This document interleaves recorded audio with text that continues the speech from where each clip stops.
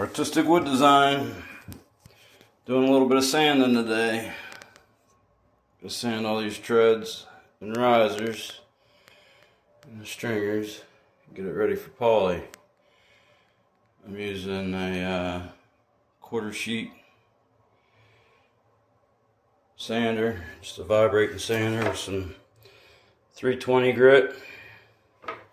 Get it all cleaned up, all the paint and whatnot that's been on there. Get it all sanded up and get it ready for polyurethane.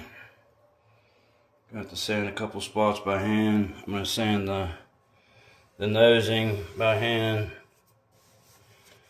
and then get it all wiped down, shop vac, wipe it down, and then you're ready to go. Like and follow for more. Thanks for watching.